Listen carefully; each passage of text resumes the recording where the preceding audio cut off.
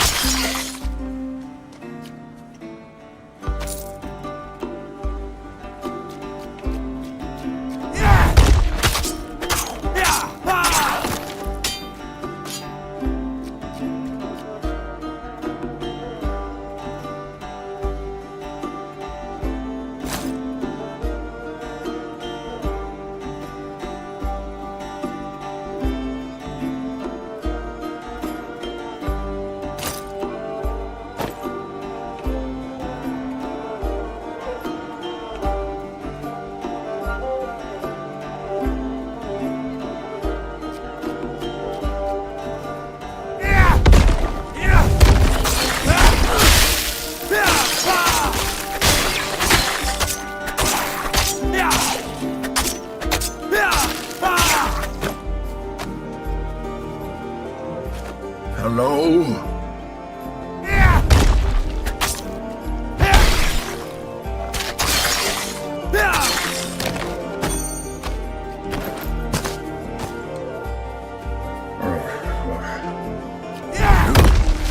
You're alive! Thank the gods! Remember the charm Ristino gave you? Shaped like a horse. That's me. We must have separated in the wreck. Hurry! Find me!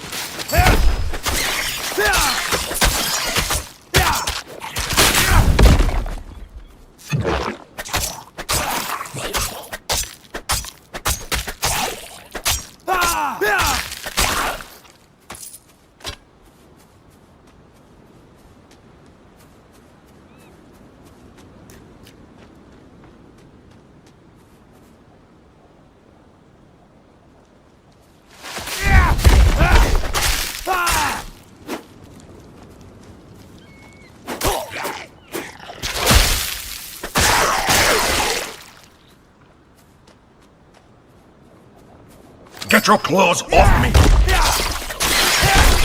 Ah, there. Thank the gods. Not just any talking horse. You're welcome. Aristinocha, a goddess, is hunting, at least... Well, one step at a time. Let's find out where we are.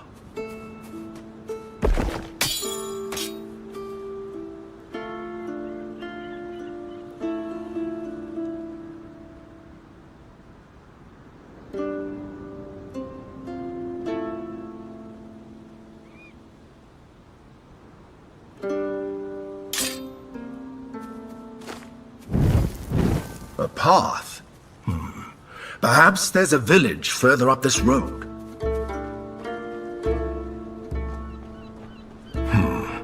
What happened here?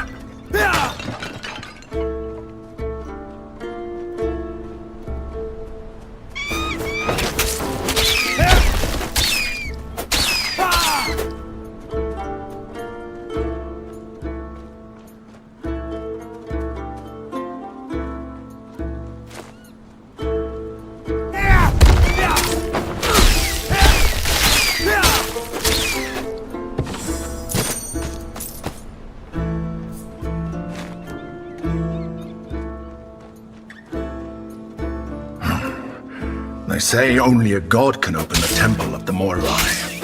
First, we have to find a god, and then we have to find the Moirai temple. I wish Aristonus were here. Your mentor always had a plan.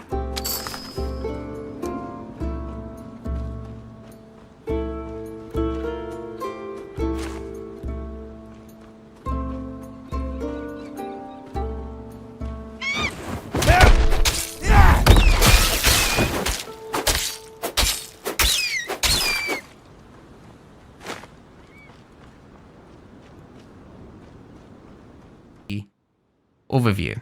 Flo, do you want to tell us a little bit about how the visual groupings have been created? Yeah, Maybe I'll absolutely. swap to a bow. Yeah, so as in other games, obviously we have a lot of weapon classes, but all these weapon classes like one-hand sword, shield, bow, all of these we have divided in 3 families each, as Balint was mentioning already, and each of these families kind of represent or kind of support a playstyle a bit more. I mean, after all, they stay the same, so two-hand axe, for example, will always be the slow, heavy-hitting weapon compared to a sword, let's say, but there are nuances that can be shifted with these families. So, for example, to stay with the example of the two-handed axes, we have heavy, medium, and light axes, and the light axe might be maybe focusing more on a crit build, while the heavy axes more support this really builds that just want to bring the damage to the enemies. And visually, we kind of differentiate between generated items and uniques or monster infrequents or faction items.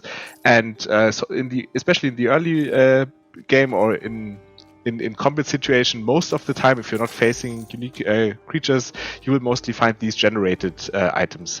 And for these families, we have multiple modular pieces that kind of get randomized together. So we want to create this random look where the player can find different looking weapons as often as possible, because we definitely know that loot is a big part of an ARPG, obviously, and so each weapon will consist at least of 2 parts, but many of more parts actually as well.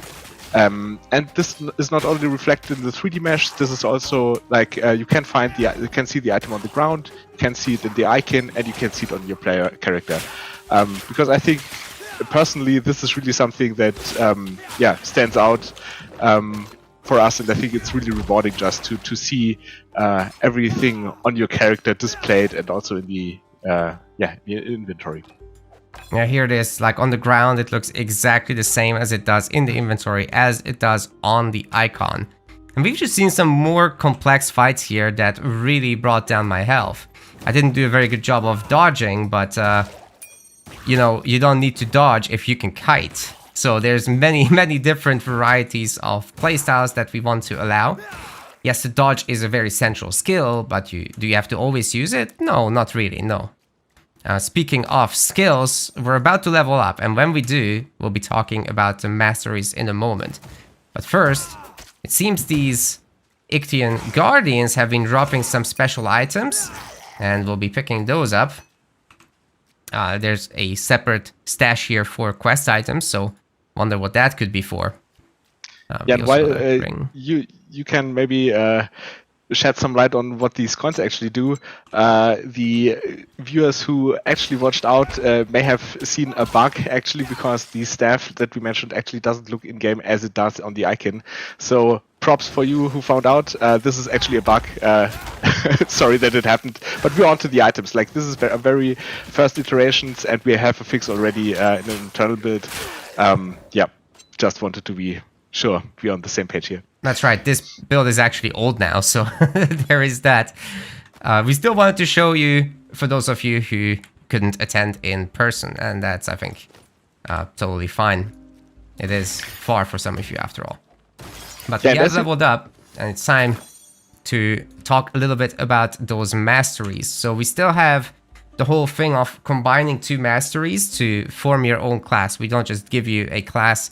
So it's classic Titan Quest stuff. We have active skills as well as passive skills. Of course, what you see here in terms of the size of the skill tree is drastically cut down for the Gamescom demo specifically, so that players with their limited time sessions over there could just get into it and figure out what's going on within the skills. So these are the modifiers that you can slot in, which will cost some capacity slots, which then you unlock with your active points. So if I want to modify my leap slam now to do more stuff, such as also do a stun, then I can assign this, but that will take 2 of these slots. However, if I take it out, I gain those back, and I can do this anytime. I could assign the rage gain, which is also a really nice modifier, and well, we need to somehow make use of that rage, right? It's just a status effect. We've got this onslaught on the primary weapon attack,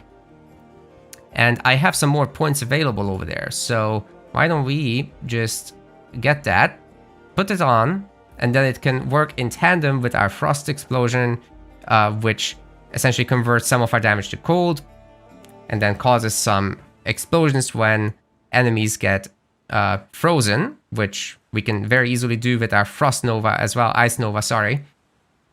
And the onslaught, as we gain rage from every attack, as well as our leap slam, will be increasing our attack speed. So we're going to be attacking pretty quickly. We also have overwhelm, which is also a status effect gained by the primary attack.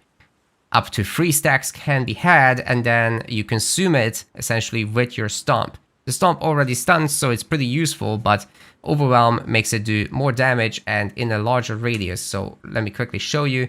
We're going to build up the 3 stacks of overwhelm here and then consume it with a giant stomp. But once this cooldown is over, we'll be able to see how much smaller the regular one is. There you go. Giant size difference. And we also have some passive points, which we'll be wanting to spend here. Now, the passives don't quite have modifiers. They have what we call feats. And the way we have it set up now is that at level 3, you get 1 slot, and then at level 6, another slot. I just invested here so that we can get the ailment chance to synergize here with our application of chill from our regular weapon attack.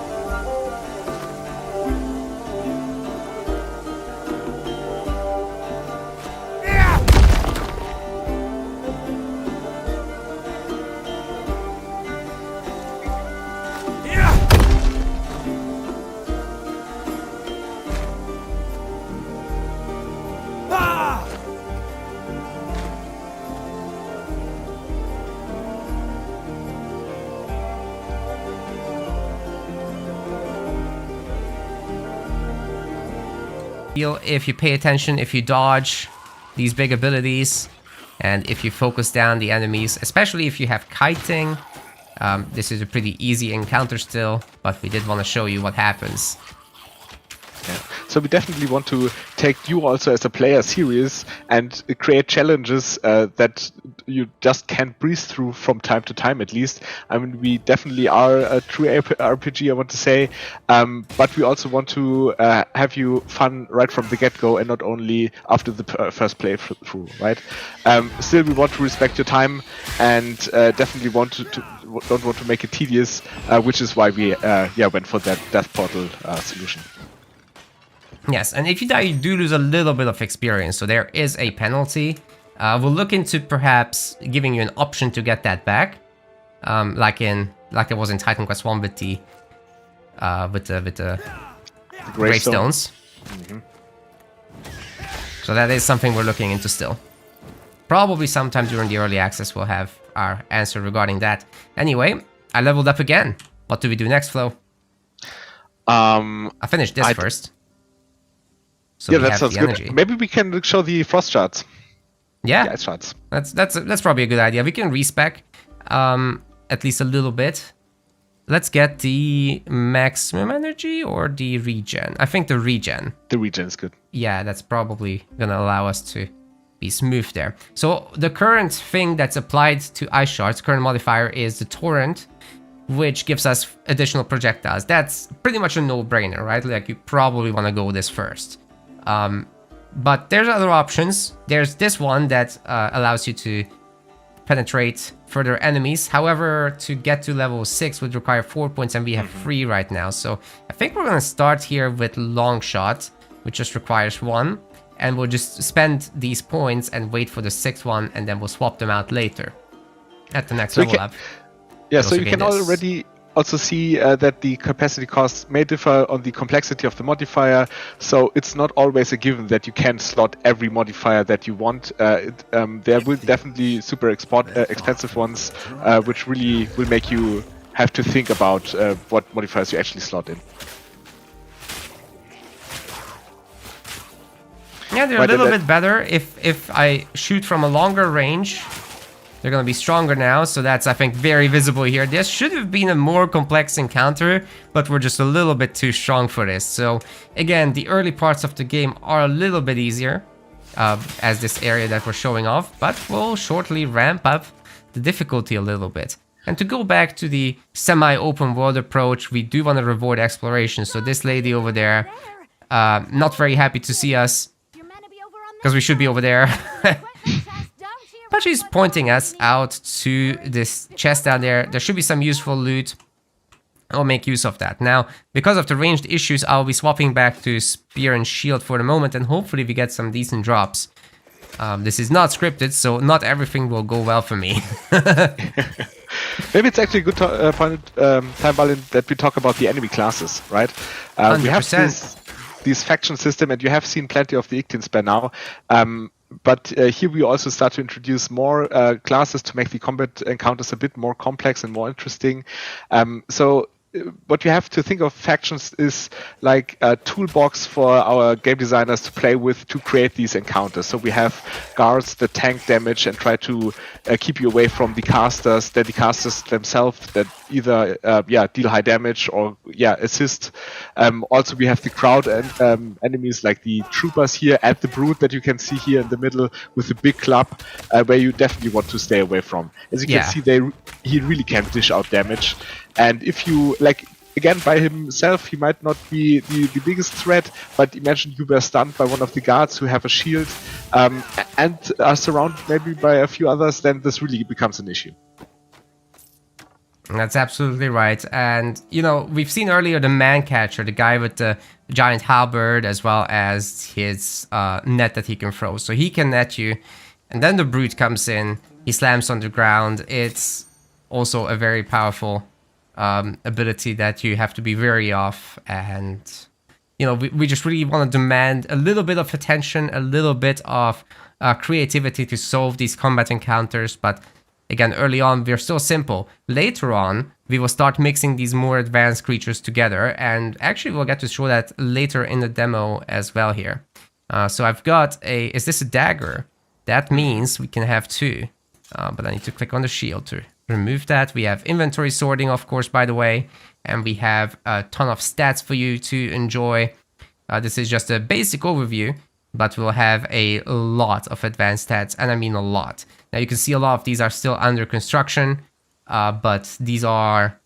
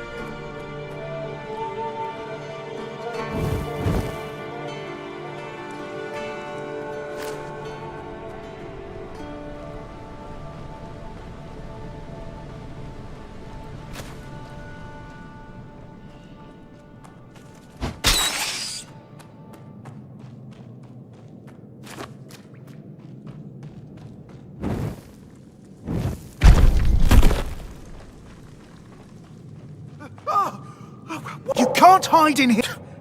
Up here, God. Oh, please get out of here. And close the door on the way out.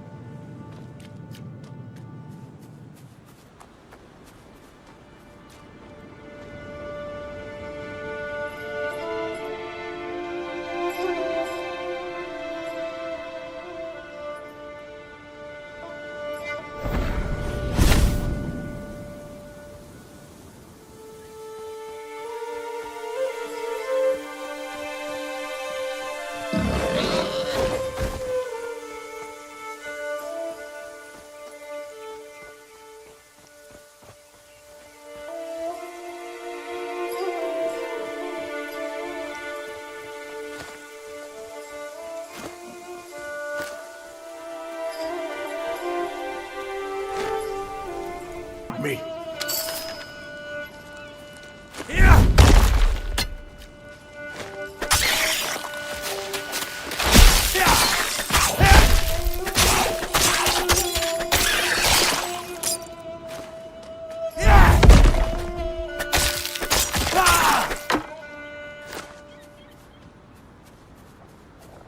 Get your claws off me!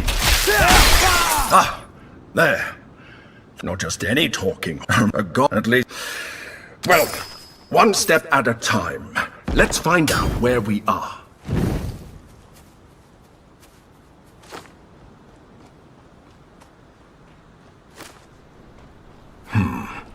What happened here?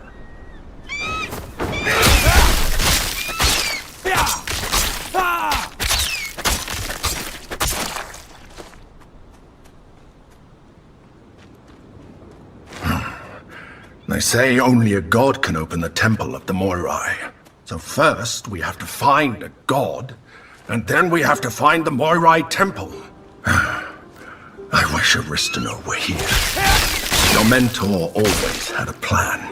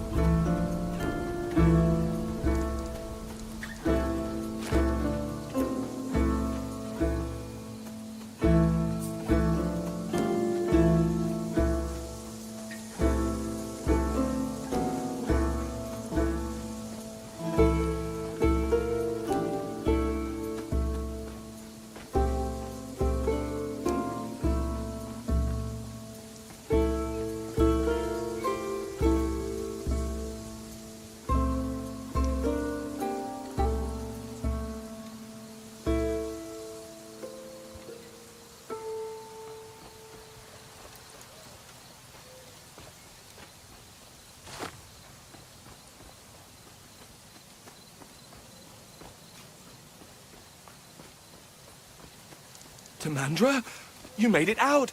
Thank Glaukos. I was worried I'd never see you again. I swear.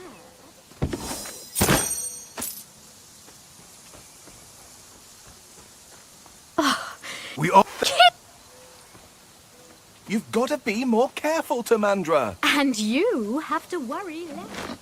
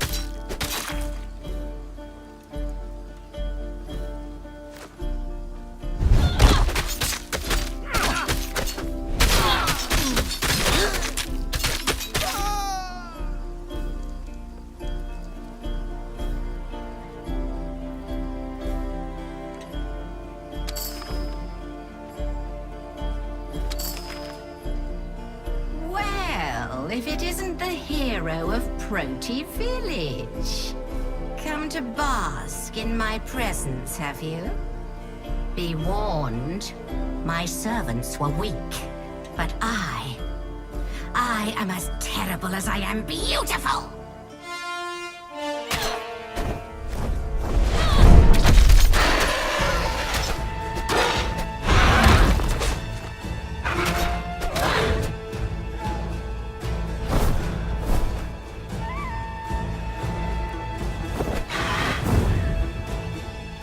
Not yet.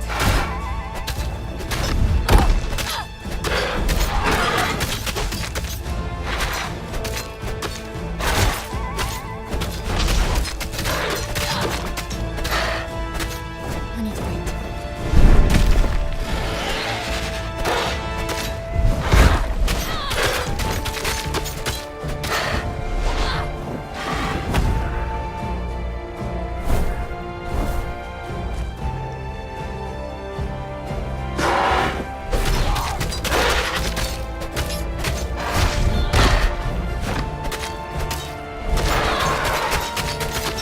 Not yet.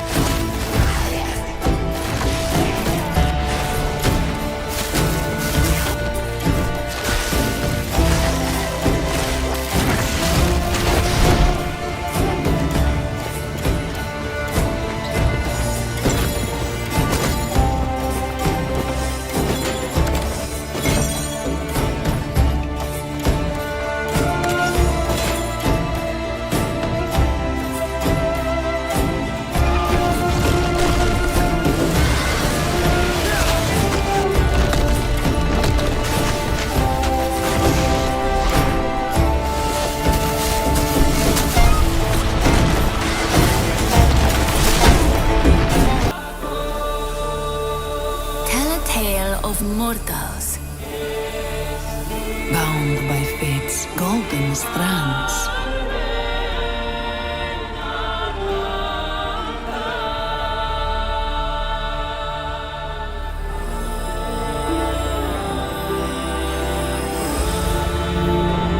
Tell of their laughter, their struggles, their glory. Tell of warlike Sparta.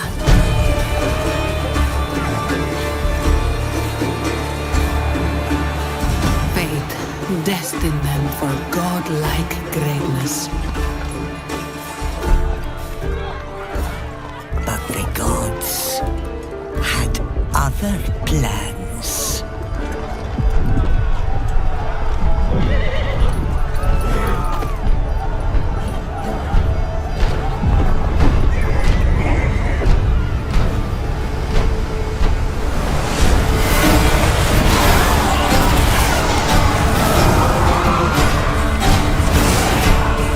Their ambition angered the goddess.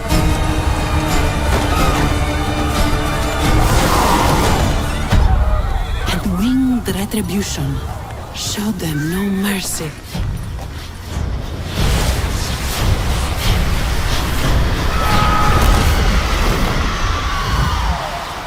staining their strands with darkness.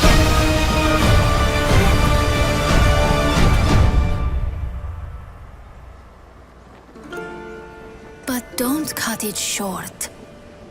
Tell us the whole story.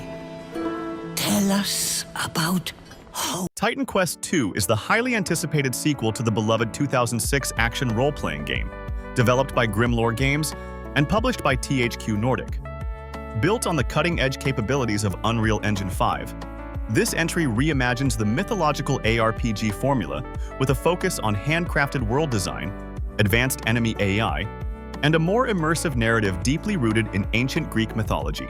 Titan Quest II sets out to elevate the franchise's legacy while staying true to its roots in myth, mastery, and mythic loot. Set in a vividly realized version of the classical Greek world, Titan Quest II abandons procedural generation in favor of carefully curated, hand-designed environments, lending each location a unique sense of identity and lore depth. From sunlit Ionian coasts to the labyrinthine dungeons beneath ruined sanctuaries, the game's world offers a painterly vision of Greece, layered with ancient secrets, long-lost cities, and divine touchstones of power. A notable addition is the ability to journey into the realms of the Moirai, the primordial beings who control the threads of fate. These otherworldly locations bend time and logic, featuring puzzles, shifting terrain, and rare mythological encounters tied directly to the game's central conflict. The narrative centers around Nemesis, the Greek goddess of retribution, who has sundered the divine tapestry of fate, causing chaos across the mortal and divine realms. Her vendetta against the gods leads her to twist the destinies of heroes and mortals alike, casting entire regions into turmoil and rewriting the laws of death, rebirth, and prophecy. As a chosen mortal blessed, or cursed, by fate itself, the player is tasked with restoring balance by navigating the shattered strands of destiny, gathering mythical allies, and challenging Nemesis in realms where time and space unravel. The story unfolds in dynamic ways, depending on the player's choices and how they engage with divine entities, mortal politics, and arcane knowledge unearthed in their travels. Titan Quest II retains the iconic dual mastery system, allowing players to combine any two of several class archetypes, such as warfare, sorcery, nature, and trickery, into a hybrid build, with each synergy unlocking unique skills, modifiers, and passive enhancements. Enemies in Titan Quest II are not simply spawn points in a field. They are part of a living, breathing world divided into factions that war with each other or patrol territory. Each faction, from the monstrous Harpy Broodmothers to the mechanical automata of Hephaestus, operates with a degree of autonomy, forming warbands, setting up ambushes, or vying for control of sacred locations. With its faithful mythological storytelling, intricately crafted world, and deep customization systems, Titan Quest II promises to revitalize the isometric ARPG genre for a new generation. It invites players to weave their own legend into the tapestry of fate, confront gods and monsters alike, and forge their legacy in a world where every thread is intertwined with consequence. Now you can enjoy the screenshots without any interruption. Enjoy!